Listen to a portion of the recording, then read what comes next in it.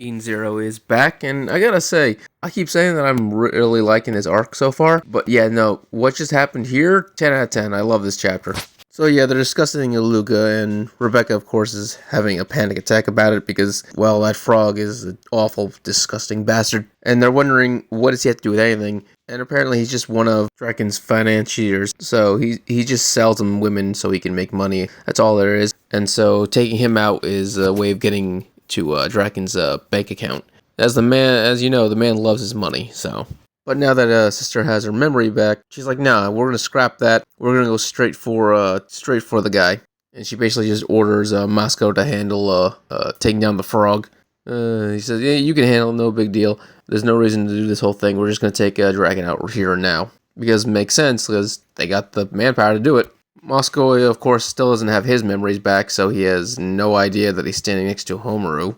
And Homaru is, well, also a scared girl. Aluga shows up, he activates the bubbles that dissolves everyone's clothes, they start to dissolve, yada yada. Moscow then rips off his disguise, I put that in quotation marks, he rips off his disguise, jumps up, and starts to attack Aluga. What amazes me is that Aluga, 1, didn't know he was a man, and 2, didn't know he was an android. Literally a male android wearing a wig. How? I know Aluga's a different species, he's an alien. Come on, man, like, how the hell does a wig trick you into thinking that that was, you know, a woman and a human? Like, what? Aluga, an idiot. Okay, Eden Zero's version of Lasagna and Mary Jane are back, because once they were kidnapped last time because the guy wanted VTubers, but here they're just regular girls who owe money to Draken. So Mascoy tells them to all to run away and escape, and they basically say, what's the point, we still owe a debt? But his response is, no, sister will take out Draken today. This is your freedom. You can now escape and you never have to deal with that bastard again. Homaru doesn't get her memories back, but she does seem to be a little interested in who sister is and what's going on. So this might actually get her to get involved. So we don't have to go looking for her some more. So they roll up to the front door. And immediately as the sniper bastard starts firing at them, puts up a barrier to protect them, which is good and all, but they're all wondering how do they know they're there? In fact, how do they know even though they're a threat? Draken shouldn't have any memories of them, and it's because sister decided to declare war. Apparently she didn't want this to be easy for them. That'd be no fun. I never knew sister was so battle hungry. That's a new thing for me. She's usually quite cruel with the way she does things. I mean, she's supposed to be a dominatrix, so the fact that she wants to fight fair is very weird. Weiss is annoyed, but he says whatever, and he activates his arsenal prototype, because while his ether gear is the one that allows it to be assembled, he requires the genius of Hermit to actually make a proper one, so the prototype is the best he could do. He couldn't actually make a proper arsenal suit. So Weiss decides to have his rematch with the sniper guy. Also, apparently, Rebecca is going to have her rematch with the rock face dude. He introduced himself as one of the element 4, the earth element, and Rebecca's response is to kick him straight in the face. And he's actually surprised that that happened. I guess he thought he'd freak her out. That's usually what happens when you come out of the ground. But you literally put your face right in the open, like stretched out. Why would she not hit you immediately? So Jin and Keely are there, and they immediately say their names, and Keely's response is, hey Jin, how do they know my name? And he's like, I don't know. And the response is, it's because you keep calling me Keely. I'm Sylph, the wind elemental. And his response is, I call you Keely because your name is Keely. So yeah, his sister complex is really getting to him, where he can't actually call her by her code name.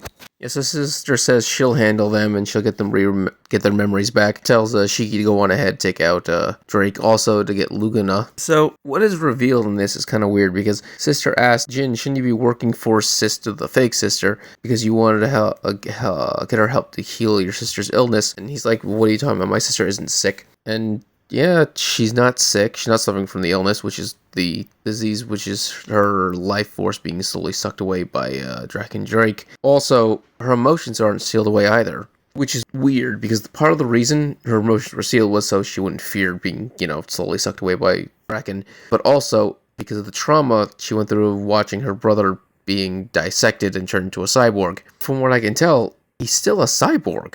So I'm kind of confused on this. Like, did they go through that trauma or not? Is he a cyborg still, or he looks like it? Or are those just tattoos? I'm just as confused as sister is on this. Like, what happened to them in this world?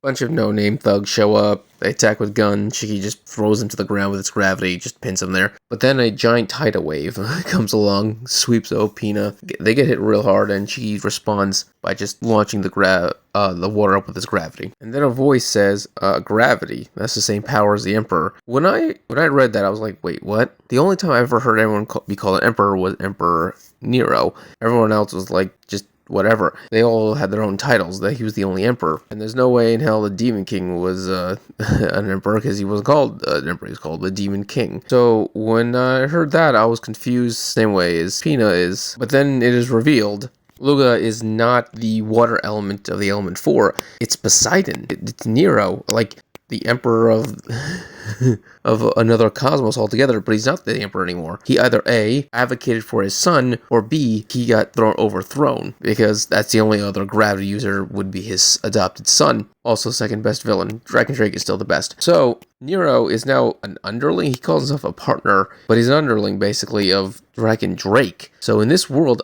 what the fuck happened? How did someone as powerful and as influential and as feared as him end up like this? Because let's be honest, he outsmarted his son real easy. Like, he was gonna blow up his own son, well, get his son to blow himself up.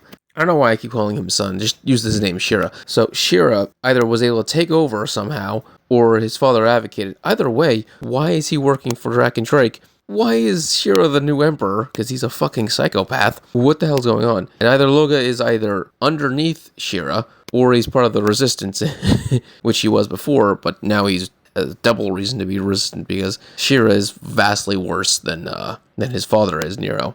But yeah, now she has to fight two extremely powerful members of the Eurationoses Galactica, which is gonna suck. And I can only imagine just how powerful Shura is in this universe. Honestly, Dragon Drake is still my favorite villain, but now that Shura is the Emperor, that makes me way more excited for that arc. Like, that, I want to see Universe Zero Shura more than any other character now. This is awesome. This is amazing. Shura had the potential to being better than Drake. Now, 100%, I have a feeling he's going to be better than Drake.